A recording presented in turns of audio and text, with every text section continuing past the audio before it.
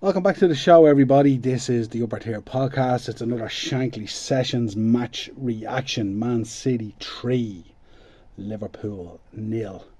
Really poor showing yesterday. Really disappointing, especially on the back of two really good performances.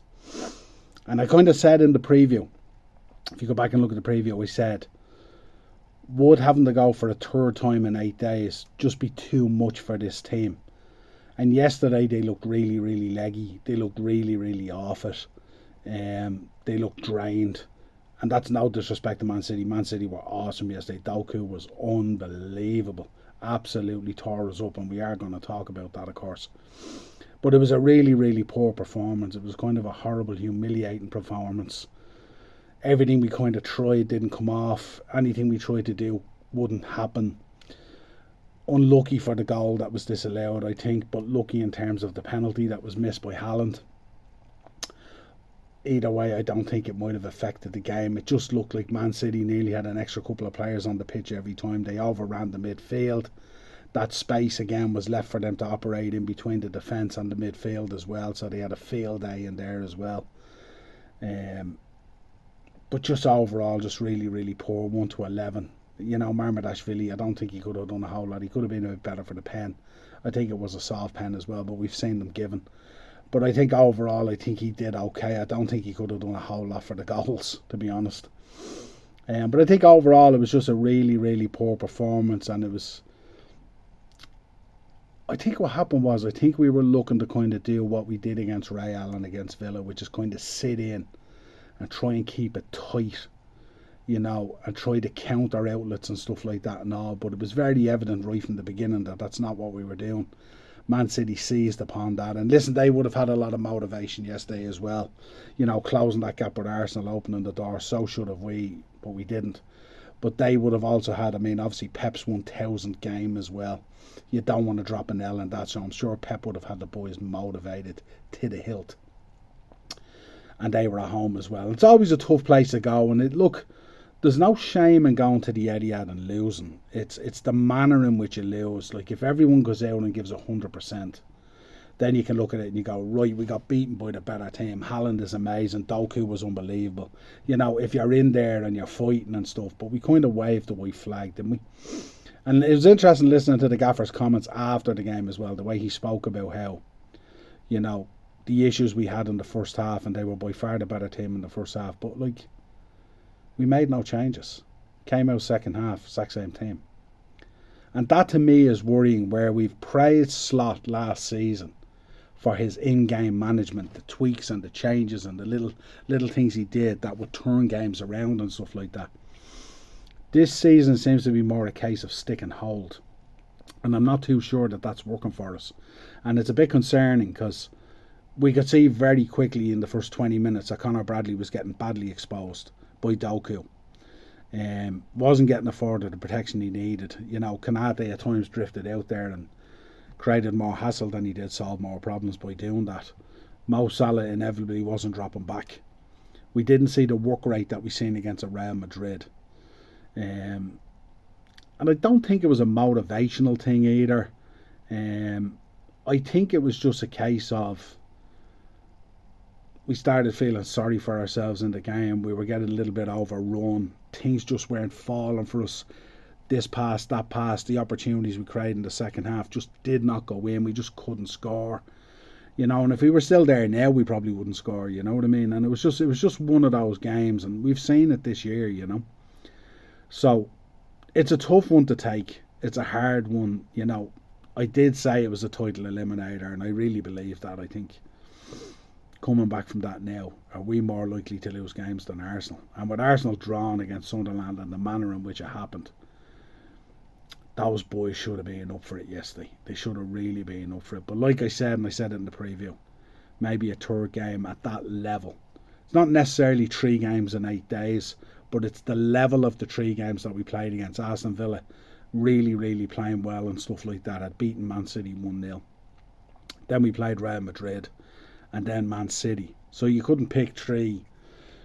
Realistically, you couldn't nearly pick 3 tougher games to go into, and especially where our mindset was, and especially the pressure on us to perform, and all the talk about the manager, and all the talk about the players and everything else and all. So there was a lot of pressure. And I think if we go back 8 days, and context is key, and I'm not letting these players off the hook, nor am I letting the manager off the hook for what happened yesterday. But I think if you go back and you look at those 3 games, and someone had told me 8 days ago, you'll get 2 wins and a loss, would we have taken it? We probably would take it. We probably would have been satisfied with that. But it's the fact that we won the first 2 and the manner in which we lost yesterday is what makes it hard to accept. Our first shot came by Dominic Szoboszlai in the 73rd minute. Our first shot on target. That's horrific. That's horrific at any level. And that's really it was really bugging me yesterday as well. It was a damp, wet, horrible evening in Manchester yesterday. You know, slick surface, all that kind of stuff. How many times did we pick up the ball just outside the 18-yard box and didn't let fly, didn't have a go, didn't take a shot, trying to play this tippy-tappy, walk the ball into the net and stuff like that? We should have been testing Donnarumma. Every time we played a cross into the box, we had 1, maybe 2 players in there. I said it last night, even towards the end of the game there, when we broke down the right-hand side to swing a ball in. There was no one in the box, and Mo Salah was standing around the 18-yard line. No one in the box. No one trying to get in there. No one taking a risk. No one coming in at the back post. Just nothing. We offered nothing. It was a pale comparison, the absolute polar opposite of Tuesday and of last Sunday. And it was just really, or last Saturday, just really, really disappointing. And for a team that we thought had maybe found a little bit of rhythm, had found a bit of a formula. Now we're back again. And questions are being asked. And we're going into an international break. And it's going to be 2 weeks of paper talk and media talk and social media talk. And, you know, has this team got the balls and the cojones to do what needs to be done? You know, how weak and fragile did we look yesterday? A lot of players on the pitch yesterday, really, really busy, producing nothing. It was clear at half time that we needed to make changes. We were getting absolutely bossed all over the park. The changes then when they came were kind of weird. Kerkez for Robbo. What's really that going to do? Joe Gomez coming on. No disrespect to these boys, but when you're 2-0 down or 3-0 down at the Etihad, they're not very inspiring substitutions, and it was like we had waved the white flag. You know? And it's tough. I felt for the fans that went there last night, and I know there's division and derision in the fan base at the moment in terms of how we're feeling, and a lot of ratcheting up on, you know, is this manager capable of doing what needs to be done? Have these players got the desire and the appetite like last season? Have they lost because they won? They all have their contracts now, you know. You've Mo Salah there on 400 grand a week. And I often say it doesn't matter what wage you're on. That doesn't dictate the play. There's an expectation that you play at a certain level, but it doesn't often resolve out like that. But I just think it's one of those things, you know, cushy contracts, you know, and we don't need interviews from Virgil van Dijk either, you know. He was as bad as anyone else on the pitch yesterday, let's be honest. That deflection, although it's difficult when it's a deflection and all, maybe you could be a little bit stronger. I thought Konate was weak as Nad's piss against Haaland. I think if you're up against Haaland out there, you have to be stronger and you have to jump and you have to make it yours. You have to lay down a marker. And from minute 1 yesterday, we laid down no markers. We were getting carved up. And it was a pitiful end to what was such a buoyant week. You know, and obviously the win against Real was pivotal for us in the Champions League to get us back into that top area of that league and stuff like that. The win against Aston Villa kind of showed that, you know, when we're really under the pressure, backs against the wall, we can go out and we can do something. We had reverted back to some semblance of the norm. But yesterday again, for some reason, we kind of went back to the formation and the tactical way that has cost us games all season. And now we're looking at a situation where in 2025, apparently we've lost more games than Man United. That's shocking. And we have to talk as well. I mean, at the time, it didn't really ring alarm bells with me at the time where we kind of went onto the beach and on holidays after beating Spurs and winning the league. But playing at a certain level, consistency is key. Those levels that you have to operate on in the Premier League and in the Champions League, you have to keep the mindset and the confidence, and your body has to be reminded that that's the level that you play on. So consistency is key. And we lost that right after the Spurs game.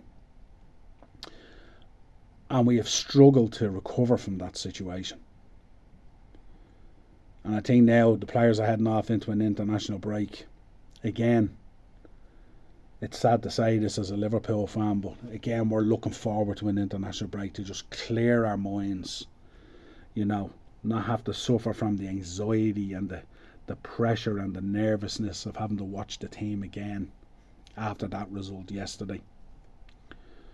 Clearly, it's Man City and Arsenal in the title race now, I would say. I mean, there's other teams in around there, but the likelihood is they'll probably drop off. We are firmly footed on the ground now in a top 4, top 5 race, whatever it is for the Champions League. And it's November. And it's really, really poor. And it's something that needs to fix up real quick. And it's difficult to fix it up now because they're all going off on international break, most of them. So, remains to see what happens now. We have a couple of interesting fixtures coming up. Normally we would look at that run of fixtures and go, yeah, we can take X amount of points out of that. Now no game is a given. And the pressure is going to be ratcheted up over the next 2 weeks, and players are going to read stuff about themselves that they're not going to find tasty or palatable on the mouth. But that's the reality of how they've performed. And it's difficult. And we have a fan base now that's well and truly split. And the question is, where does it end? Where do we go now? What is the solution?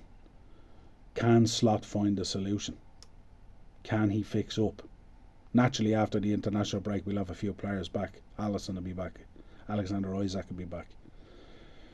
And where Alisson, not going to go too harsh on Marmadashvili. He is a little bit nervous with the ball at the feet and stuff like that. But I think in general, he's done a good job for us in as opposed to Alisson being out. I think if Alisson comes back, that will certainly give a certain lift to the back line. But I mean, he was pivotal in those first 5 games, and that's a concern as well. There's only so much a goalkeeper can do. I think Isak coming back, I hope this break he's had where he's on injury, I hope he's been able to digest things and he comes back more like the player that we thought we were buying. But let's see what happens. The struggle is back.